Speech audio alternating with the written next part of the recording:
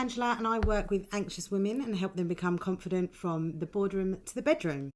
Now, a couple of weeks ago, I did a post about Sunday anxiety, but I had a lot of messages from people saying it's not just Sunday, they dread going to work every single day.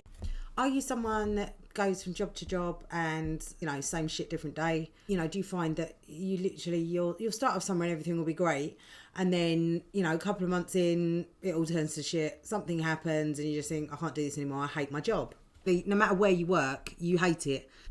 When it's not, in fact, it's not the job that you hate, it's just the way that somebody has actually spoken to you, the way somebody's communicated with you. That's what's really upset you. So if you actually start to look at your relationships in work, what if instead of worrying about what's going to happen, you can be in control of the way that you handle what's going to happen? So for example, say somebody sends me an email, they put a lot of detail into it, they're asking me a question, but from their point, they really want to get their point across to the question that they're asking me.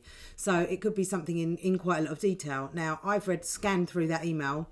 I know the answer to that email straight away. They're just being nice. They're just being nice in the way that they're communicating, getting everything to the point. But my point is, I'm very, very busy. I just want to get that answer out to them so that they can then get the job done without messing around. So I'll just go back and say, yep, it's ABC. You can, take of that what you will. Go with ABC. Might be doing a couple of things at once. I just want to get it answered so that person can get on with their job.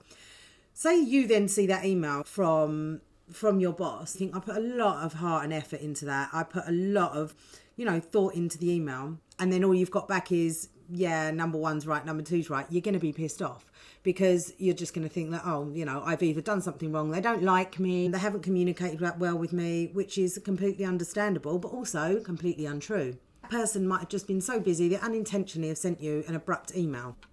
You take this meaning that I don't actually like you. Things can spiral out of control if you don't address it. And you end up, something happens and you end up resenting your job. And this can make a situation escalate out of control. If you're thinking that your boss doesn't like you, or a certain person doesn't like you and you've already got that sort of feeling anyway, it can just make things escalate a bit more than they should do.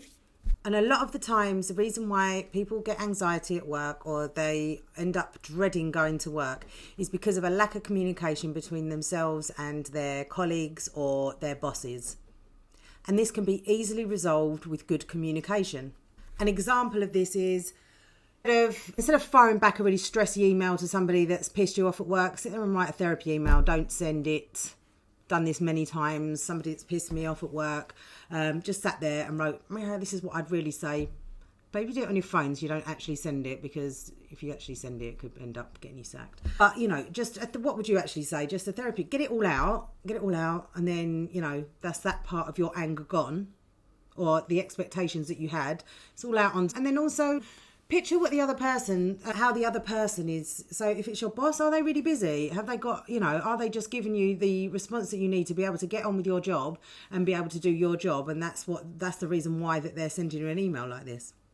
There's loads and loads of different examples I could give you as how you could basically misconstrue communication at work, and you could end up dreading going into work, but it could actually be just a complete lack of communication. Now, don't get me wrong, saying that everything's like this, because there are toxic work environments, but if you can start off looking at things like this first and looking at the real reasons behind why you're dreading going to work, it could actually be something as simple as the way you communicate or the way you're communicated to, which is something you can work on as well. It's all things that are within your control, within your work environment. That email example was just one version of the sort of thing that can cause you work anxiety. It can also be the way that people communicate with you verbally, and say if you're in an office environment, or even clients when you're working for yourself, the way that they communicate. Some people can, the way they talk to you can seem sort of quite rude. They might not actually mean my line of work. I could have people coming to me and they're extremely stressed out and worried about things. That's the whole reason why they're coming to me. So I've got to take that into account when I'm communicating with people.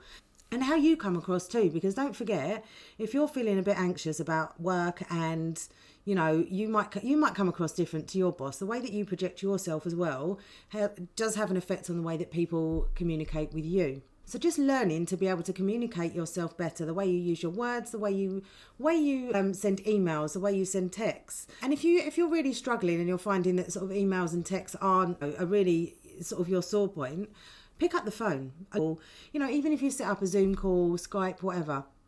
Sometimes it is a lot better to get in front of somebody when you can see them, you can make eye contact. I know sort of obviously now a lot of people are remote working, so that is a good way to communicate better, is to get on a video call and get in front of somebody, and it can diffuse a lot of tense situations and make work a lot easier.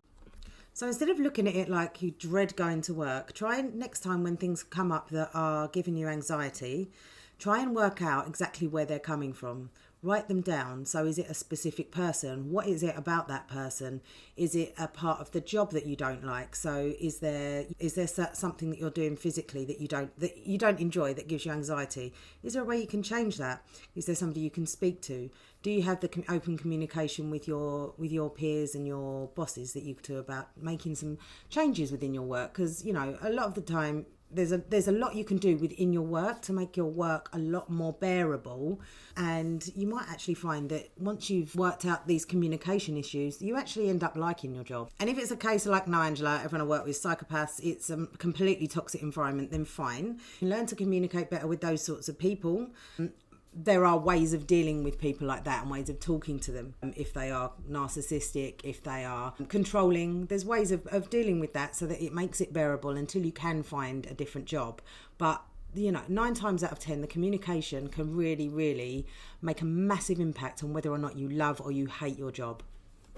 So communication is one way to help you solve work-related anxiety. Have a good look at how you communicate with people at your work. Also, even within your business, could save you a lot of unnecessary work, could stop you overthinking things.